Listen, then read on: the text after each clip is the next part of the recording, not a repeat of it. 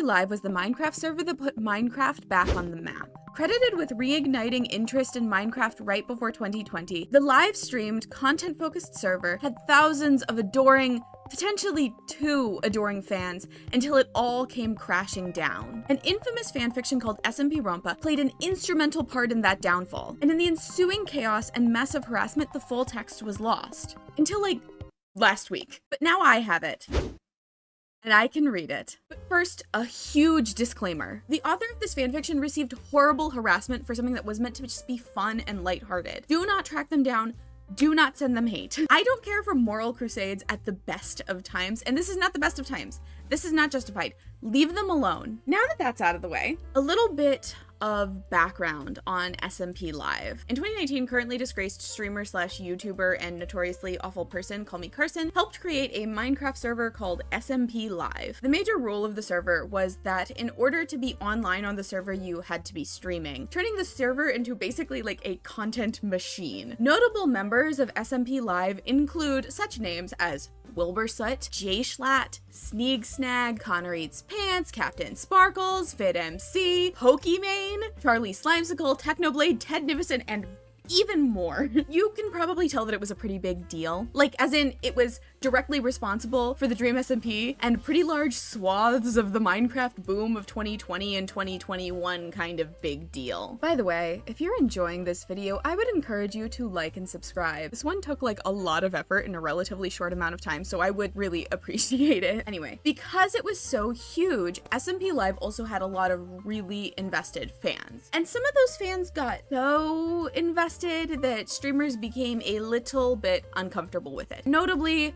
there was this tweet, SMP Confessions #1. I went to TwitchCon. I met my favorite streamers, especially Cooper. I may have taken a plastic water bottle that was Cooper's, and I still have it to this day. Anonymous. Which is actually almost certainly a copy pasta and not a real thing that happened. But it still freaked people out.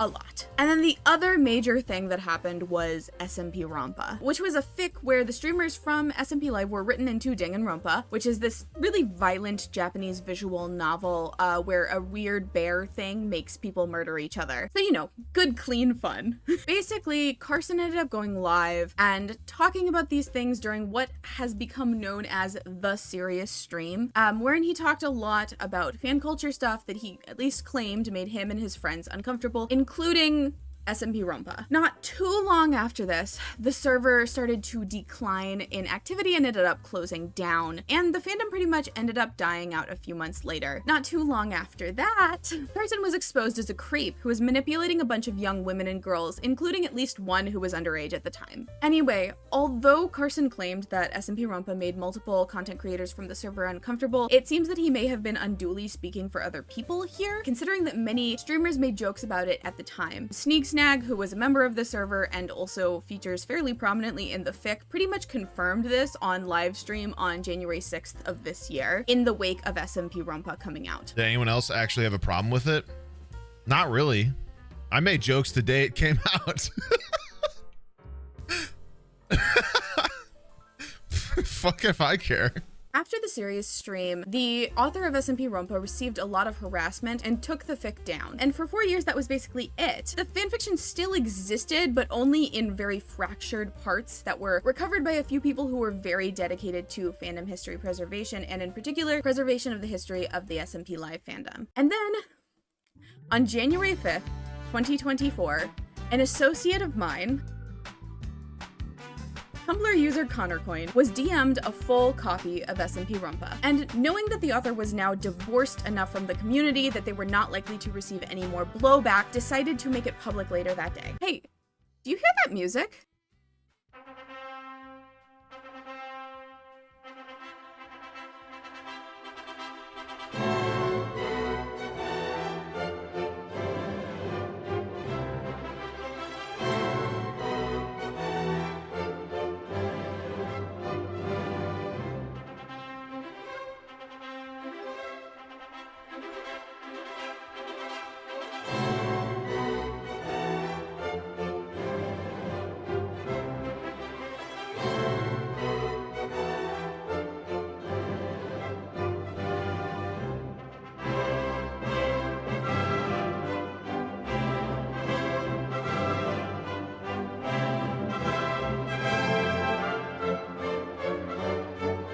Joko better die in like a car crash here or something. There better be some crazy shit, dude.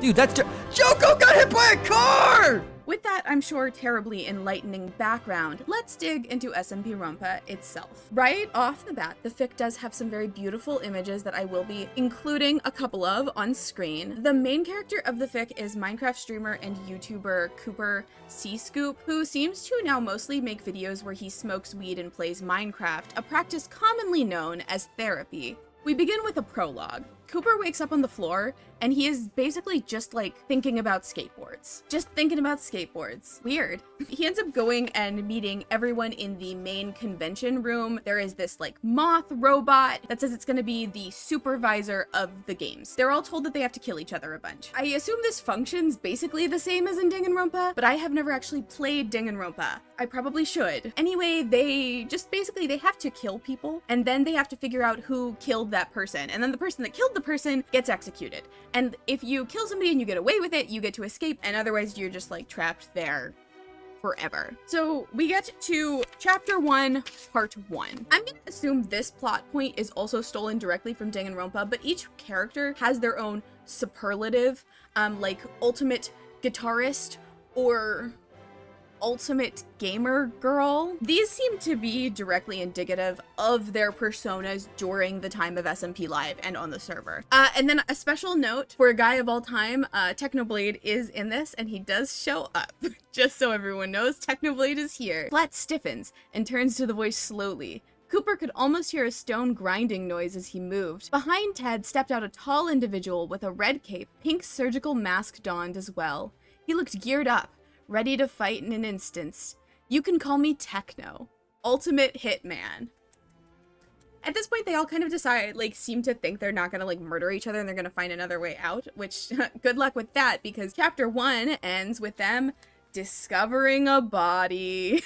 The body in question belongs to Gold, who is found pinned to the wall with kitchen knives. How a bomber! Everyone goes and looks for evidence, and they find some evidence that helps prove that the killer was Carson. Call me Carson. He gets dragged off and he has to perform stand-up in front of an audience of robots. And ultimately he gets killed by a bomb shaped like a tomato because his superlative was ultimate comedian. Why not? I would say that after this point, the fic gets significantly less interesting for non-SMPLive fans, with a couple of major exceptions. You see, even though the full text of the fic was lost for a long time, there were parts of it that survived and even became community-wide memes or inside jokes. For example, at one point in the fic, noted funny internet white guy Charlie Slimesicle gets hit over the head with a guitar and stuffed in a freezer by former funny internet white guy and current indie rock kind of darling Wilbur Soot. They also all figure out that one of them is the mastermind, who is the person that brought them all there. For a while, everyone kind of thinks it's Schlatt, mostly just because he's an asshole. And then a bunch more people die. And honestly, it's not that graphic, but it is kind of depressing at a certain point. It's just well, somebody else is dead. People are sad. As Cooper uncovers more and more secrets and locked memories, it is revealed that the mastermind is someone named Joko, who reveals that before they all lost their memories, they were all Twitch streamers going to TwitchCon, meaning that the talents that they all thought that they had, which were the superlatives, ultimate whatever, were not actually real, but they were implanted into them as false personalities. In fact, then Joko is revealed to not actually be the mastermind at all, and then the mastermind is actually Carson, whose death was faked. And then he reveals what I thought was actually fairly interesting motivation as kind of a commentary on fan culture for streamers and other content creators, saying, this game was more so a social experiment. How warped do you think a person's view of someone can become? I put this to the test. You are all aware that you were streamers, yes? You all had quite a big fan base, including me. Yes, including me. He held back a laugh. Cooper looks over to see Schlatt in a state of complete shock. I decided to do something big, to do something nobody will ever forget. His smile grows impossibly larger. What if these warped versions of yourself were yourself? I spiraled, trying to figure this out myself. Well, I had done it after months of planning. What better way to put a personality in someone's head than to take what's been given by fans and put it in your head? It took a while to perfect, but I had managed to wipe almost any traces of your former self and instead twist yourself around to the point where you're almost someone else entirely. The fans love you. Carson stops to breathe, inhaling sharply and laughing. He then also reveals that the original idea was actually Cooper's, our main character, but that Carson betrayed him at the last minute, erasing his memories as well and putting him in as a participant in the game that he had actually designed. At this point, Carson gives the players and the audience, who had actually been watching in secret the entire time, a choice. Vote to either kill just Carson or to kill both Carson and Cooper, the original designer of the game. The story then goes on to have two different endings. If Carson is killed, then Schlatt actually ends up dying with him because he is a double agent working for Carson who was meant to vote to kill both Carson and Cooper, but betrayed his boss at the last moment, resulting in his own death as well. He tells them the way out before they die, and then the remaining players escape as Schlatt and Carson are dragged off and impaled. They escape through the morgue where they find Charlie, who they discover was actually not dead the entire time. Carson just faked his death and he was taking care of the morgue where all of their dead friends are. If Carson and Cooper are both voted to be killed, well, they get killed. Carson and Cooper get killed. I don't know, like, it's unclear what happens to the other players, although Cooper obviously hopes that they manage to get out, and the epilogue ends up taking place in the afterlife, where Cooper is reunited with all of his dead friends. In any case, I actually found the fic to be relatively engaging the whole way through. I don't know how much of it was pulled directly from Danganronpa, but it's pretty clear that they pulled themes from the work and made them applicable to the world of live streaming in a relevant and actually relatively interesting way. I also didn't find the violence like all that gratuitous or shocking, and it's pretty clear that the entire fic is not actually meant to be in any way intrusive or speculative about the real lives of the streamers themselves. The only personal details presented are extremely public ones, like the fact that they're Twitch streamers. And for me, I think it's pretty clear that this doesn't warrant the extreme response that it got, no matter your feelings on RPF or people writing fanfiction of other people in general. Personally, I think that what happened to the author was awful. And from a fandom history and lost media archival perspective, I think that it is actually a really good thing that this fic was found, as long as the author doesn't receive any blowback from it. Again, I'm watching you. Whether it merited it or not, this fic had a huge impact, and it's an important part of reconstructing the foundations of an entire internet community. Even whether or not it's funny or it's disturbing or it's thematically interesting, I think it's important, and I'm very glad that I got the chance to read it. I'll put the link in the description if you want to check it out for yourself, and thank you again for watching.